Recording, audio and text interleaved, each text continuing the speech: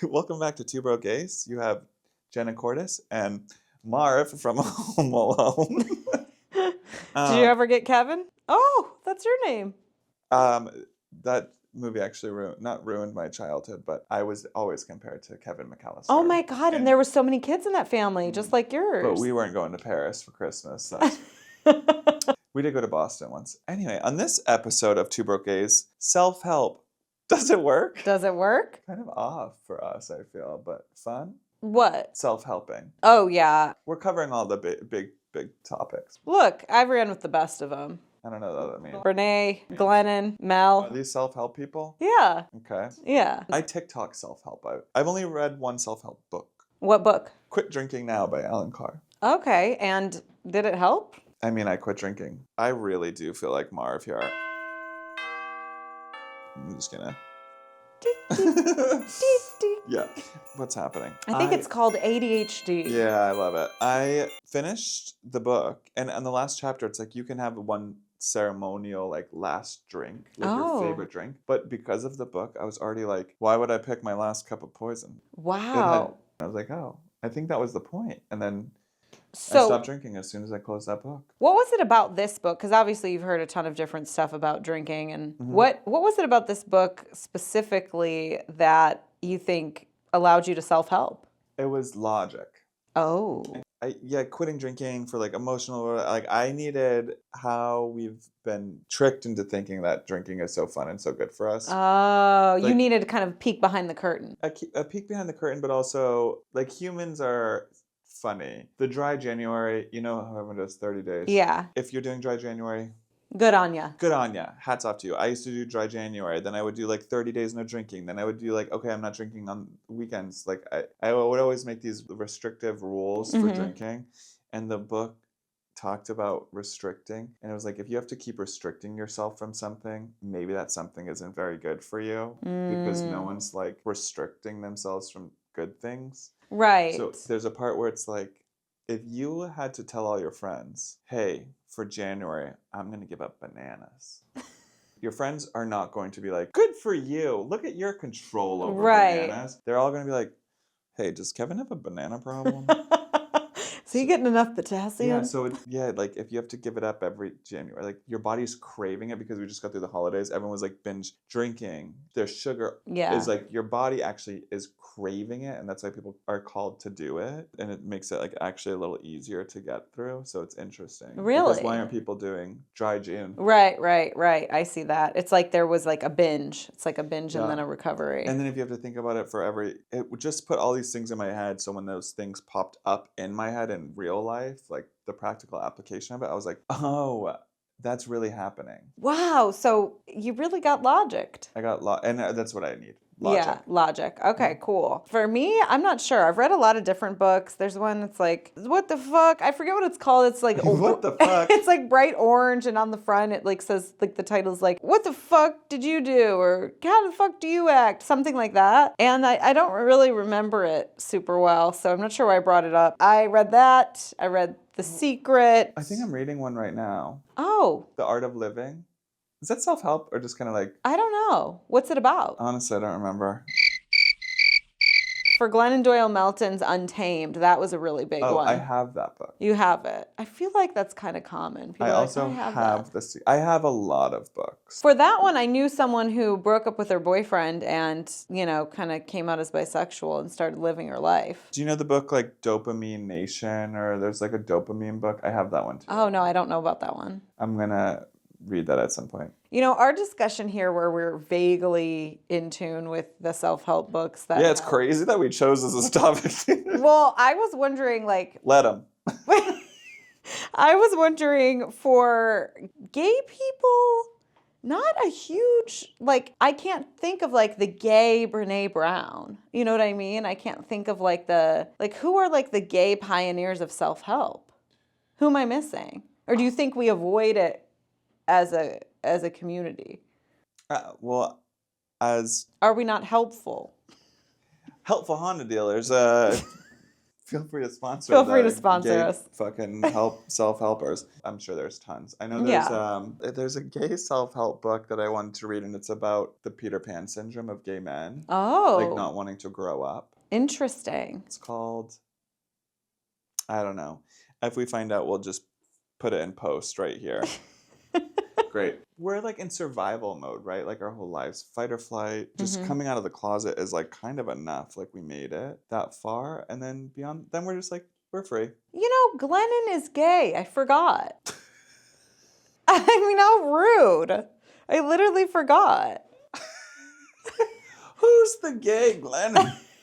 It is Glennon. Glennon. Oh my God. Glennon, if you're out there listening, I'm so sorry. Who's Glennon? Tell us about them. Glennon Doyle Melton? Don't know who they are. Untamed. You just said you have the book. Yeah, I don't know authors. I couldn't tell you who wrote The Secret. Oprah? Really? No, I think just popularized the documentary. Untamed was a really great book, and Glennon has a good podcast too, but it was mostly about a deep knowing inside yourself. Very gay, in fact. A deep knowing inside yourself that like you put different things in place to try to ignore or try to run away from, but if it's you, by yourself, you know it's there. Interesting. Yeah, you queers. Yeah, that's very gay coded. Yeah. Well, it didn't have to be gay coded because she's gay. Right? Yeah, like you can still gay code stuff. Can you? Yeah. Okay. Well, Someone send help.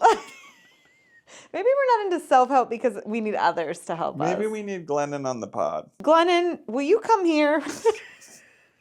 I have a new segment that I'd like to introduce to the general public. This segment is called SMR, Sun, Moon, Rising. And in this segment, I'm going to give you probably like a cast of characters and then ask you like what's your sun, moon, rising, and why. Great. And I think for our Brokies, if you want to comment in below, like I'd love to know what other people's are. Mm-hmm, for sure. And I hope you're starting with the show that I think you're starting with. I am. Okay, because it's very talked about. It's very talked about. It's discussed. Mm-hmm. So this show is called Sex and the City. Not in the city. Yeah, Sex and the City. I want to know, Carrie, Samantha, Miranda, Charlotte, what are we working with you for sun, moon, and rising? Now, what's the difference between sun and rising again before I answer? The sun is like who you are, and the rising is like how you present. It's like the lens from which like you are in the world. Okay, interesting. Mm-hmm. So do you sun know? is like who you are in deeply. Okay, I can't wait to hear yours. I've thought about this a lot. Also, I think you can use any character from Sex and the City because there's only 4 and they're very interesting. Mm-hmm. I feel like they represent very specific things. Also, I'm speaking specifically to Sex and the City OG, not And Just Like That. I never watched it just like that. That was a mistake because it's kind of amazing, but Is it? yeah, in its own horrible way. But yes, go off about the original, please. Okay. It's weird because I'm starting to feel more and more like Charlotte. Ah. And I think that might just be growing up. Okay. Because I was like, I'm Carrie. And I'm like, oh, she's the worst. She is the worst, but isn't that kind of what makes her like the most relatable in a way? Because she sucks and makes bad choices constantly. So true. Like all of us. I'm a Samantha rising for sure. Okay, that makes sense. That makes sense. My son is probably Miranda. I love Miranda. Yeah. She's like a little uptight nerd. Kind of a bitch. And then my moon is where it's tough. I want to say like a Steve moon. Okay, you're allowed to pull from side characters. But I also think I might be wait. I take it back. Maybe I'm a Miranda moon and I'm a big sun. You did not just say that to me. Why? Big? Yeah. Oh. There's only one person in the world who could make me root for Carrie. And his name is Big. Oh, I hate Big. What do you think about the carpenter guy? Aiden? Aiden? Aiden. I love a big dummy. Yeah. He's kind of a lovable, you know. Okay, what are yours? I would say, like you, I'm finding myself with a little more Charlotte these days. You didn't end up saying Charlotte, though, did you? No. Maybe I have to watch it again. I just think the way that Big is just, like, never there. Big is a mess, bro. Big's an asshole. And the only person who can kind of match him is Carrie. I might be a Carrie son. I hate to admit that I think I'm a Carrie son. That bothers me, but because it bothers me, I feel that it probably is true. Then I think... Big and Carrie, back at the pod.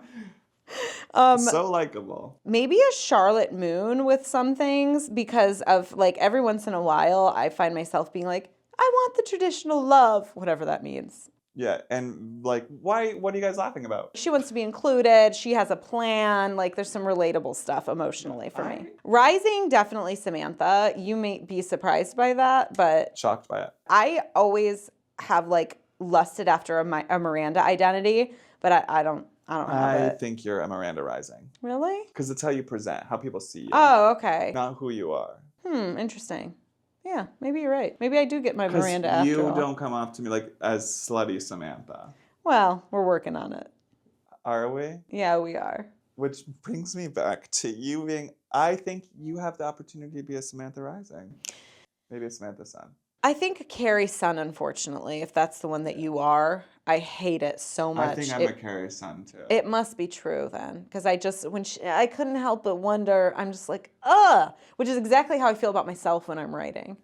It's when I'm writing. I think a lot of comedians probably feel, a lot of artists that use their stories too. Yeah, right. Because she's going off all her own stuff. But she is like very self-centered. Pretty bad friend. Yeah, I don't relate to that part.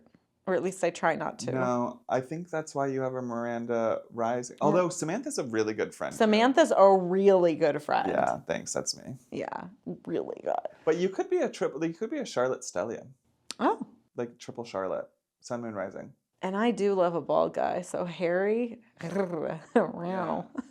And you're thoughtful. I'm very thoughtful. Yeah, but it could just be Char. Probably not for Sun. She is a little tradish. Yeah. Little tradish for me. That's why I put her in my moon, because sometimes it rules my emotions, I feel. Okay, wait. If you had to date one person in Sex and the City, who would it be? Whoa, hold on. That's a lot. Yeah. I got to get my head around this one. Yeah, okay. Are you talking main cast or are you talking offshooting side? Because everyone, anyone. Definitely not big, and I really can't emphasize that enough. I cannot stand big. Just the money. The money's nice. He does cut her that check for $30,000 like it's nothing. I know. And she was being really annoying that episode too. Remember when Charlotte wouldn't give her the money? I think Charlotte was well within her right. She was well within her right, but like like, bitch, just say no. I would love to give you the money, but I can't. Yeah. And she's fair. It's fair. It's fair. Wow. Katie is obsessed with shoes, and so am I. Okay, that's a good one. Yeah, the fashion part I don't relate to. But, we try. But, hey, is it my thing? No. Okay, so who would you want to date? I am going to have to say Steve. Steve is so loyal. Steve cheated. Oh, my God, it was once. Grow up. No, he literally cheated. Steve is so loyal. He was, Except for when he cheated. Okay, over the course of, 50 years? Once? Yeah. Come on. Okay, out of the main cast? Yeah, main cast. Samantha, you can't tie her down, so I don't think I'm partnering up with her. Okay. I want her to be free. Carrie, too annoying, especially two of us in the same room. No, come to blows. Miranda, I really like. That could work for me. I think Miranda would. I think Miranda could work for me. You would be the power lesbian. Yeah, and I love the episode where, she was mistakenly in that power lesbian couple at her law firm. Perfect for me. Oh, yeah. Perfect for me. What about you? None. Well, I don't date women. Yeah. So. But personality-wise. None. Okay. All right, cool. I'll have to do some digging on the side characters. But who would you guys date? Comment down below. Ooh. I will be going through them, and I'll be commenting and judging all of your choices. We'll see you guys next week. Yes, we will. You've been listening to Two Broke Gays.